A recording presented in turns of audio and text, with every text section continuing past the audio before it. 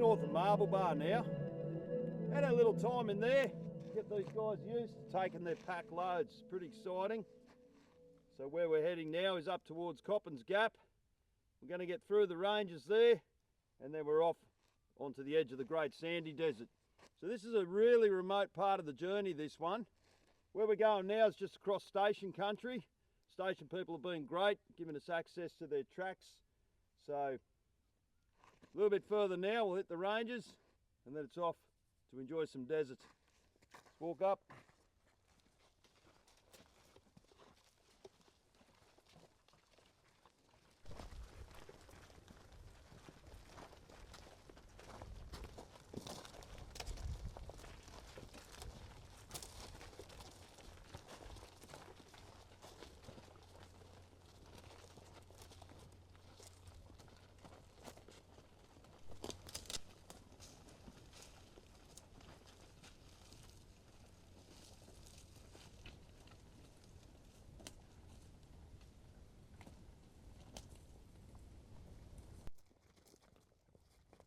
Pretty nice country out here. You can see we're still in that stony country, but it's getting better.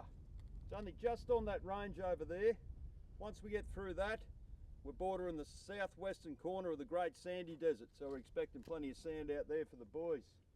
Now it's interesting here, it's only just to the west of us here, where it was 1908, 40 armed Afghan camel drivers. They used to do the track between Marble Bar and Port Edlin carrying the loads. Now they were up against bullock teams and also horse teams, but the camel, being in the desert country, is way more efficient. He could carry bigger loads, he could walk bigger distances, and certainly when it dried up, he could go a long way without water. So what happened was, they kept dropping the wages and upping the tax on the camels. So basically the 40 armed Afghans, they seized the road. Anyone travelling between Marble Bar and Port Edlin, they threatened to shoot. Okay, now this is back in 1908. They had a meeting down here in Marble Bar trying to work out what we're going to do with it. Now if we look at it both ways, the horse teams and bullock teams, traditionally used here in Australia originally. Okay, now if they can't compete, a lot of those people lost their jobs, and certainly the camels were taking most of that. So there's a bit of an argument between there. But if you have a look on the other side of it too with the camel drivers, they were forced out of town, rightio, to live on the outskirts. And also, on the main track, horses get quite scared of camels when they meet them the first time. So the old camel string was made to walk well off the track. In fact, having to create their own tracks. So you can sort of see the both. When you look at both sides, you can understand why, what was going on. A pretty interesting history. Imagine that, coming across 40 armed camel drivers, just trying to get home. Anyway, interesting. That track just goes south of that range there and back towards Port Edlin. Some great history. Anyway, you guys, watch your feet and let's walk up. Walk up, boys, nice and steady.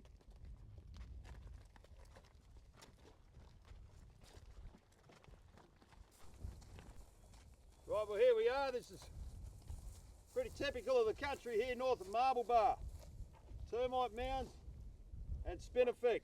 So the biggest trick here is picking the right camp for the camels up on this end. Not a lot of food. Now in the old book, H.M. Barker, he always said if camels weren't weaned from Mulga down south and get up into this country, they generally stress out a little bit. They don't know what to eat, a few different trees, but certainly Munji's taste testing a few, and we do have some wattle in the country. We just got to find it, and if it means it's an early camp, better off the camels eat than get halfway out and get stuck in this stuff here at night. It's not much fun to camp in, it's pretty sharp, and certainly the termite mounds here, they've eaten all our shade. We've got to keep moving, we've got to get through this country, and generally out here, it's by the creeks. We get a little bit of a sandy creek, it's our best chance to find the wattle and some good food for the boys. Anyway, fun to walk in, it's got to be done. Walk up, boys, don't trip over that big fella, will you?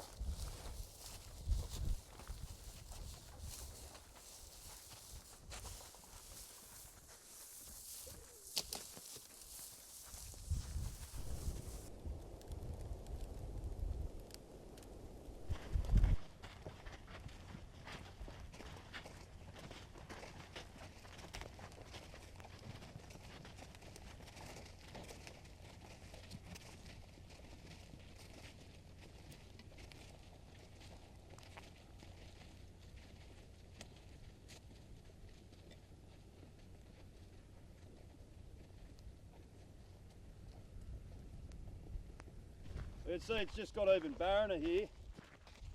It's all been burnt, so certainly nothing left to eat. Great country to walk through, but you do got to watch with all the dead sticks. You don't get the little stumps that get into their feet. So it's always worth picking your path and picking it a bit wide there so your back camels can get around it.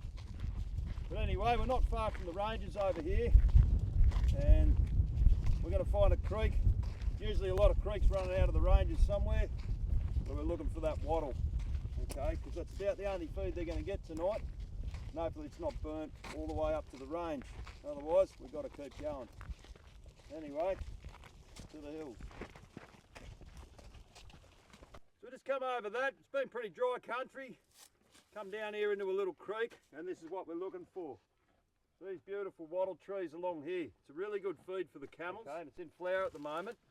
So we've definitely got our good spaces, and just over here is our creek. So that's what we're looking for out here, is the creeks where we can find trees. But it's not always the case. Sometimes you get down into a creek and all the trees are clustered like that. Makes it very hard to camp. But here they're nicely spaced out. You can see the wattle far over. We've got two over here, two over here, two over there, and another one this side here. So we pulled up early today. Could have done extra miles and got ourselves to the range, but we don't know what's ahead. Take the camp when you get it. Because once we leave this range, as I said, we're heading into the desert section, and not much out there aside from spinifex. While the food comes, we'll take it. Hey, big boss. So this is the tree. Nice good chunky wattle leaves, beautiful flowers. Right, nice and green. New shoots, plenty of moisture in the plant, it's good for the camels. Here's this little creek. Main creek's over there, this little offshoot here, and you can see all the wattles dotted along. And the other good thing I love about this, have a look at the sand. That's a perfect camel bed. Breakfast in bed for camels tomorrow morning. Anyway, good little spot.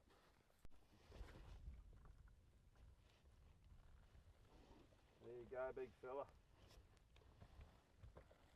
Doing really well with our loads. Okay, this is only, the second day we're out now. Good load size on their back there, taking it really well. Now, a couple of trees will come past and rip and pull them over and things like that. It's all good for their training. Get them used to all of that. But so far they're doing really well. Now on Mr. Red here, he's carrying the water bottles at the moment. And as we go through the water, very important to keep these even so the saddle don't start slipping. But what the go is, when they get down to halfway, it's going to start sluicing around. This is going to create a little bit of disbalance, a little bit of noise on the camel's back. It's one thing to have big loads on their back and things like that, but it's really the noise, the sound of things flapping around, getting them used to everything.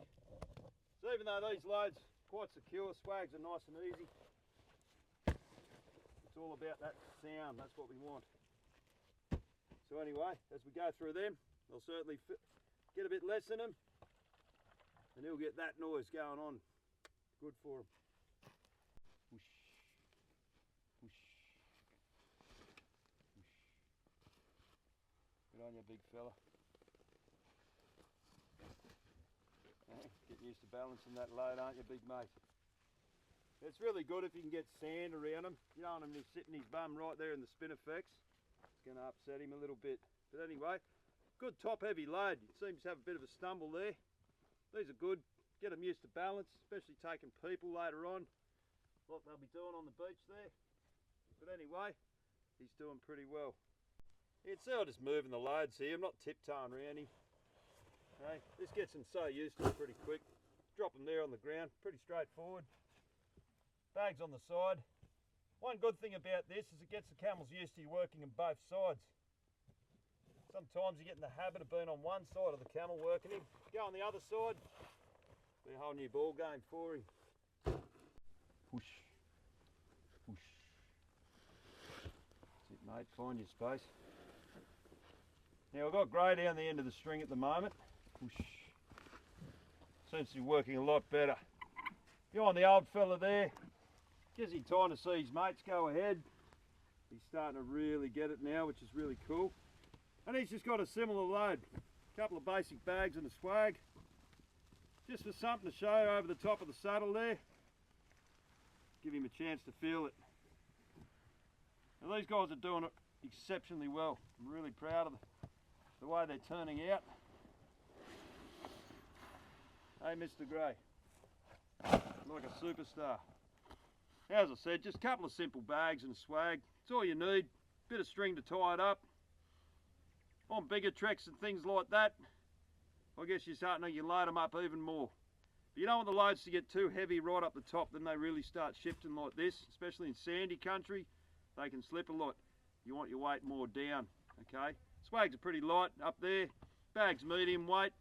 Water bags down if you've got the water bottles. So anyway, pretty simple load. It's good for them. And this will be good for them. Getting across this edge of the Great Sandy to 80 Mile Beach.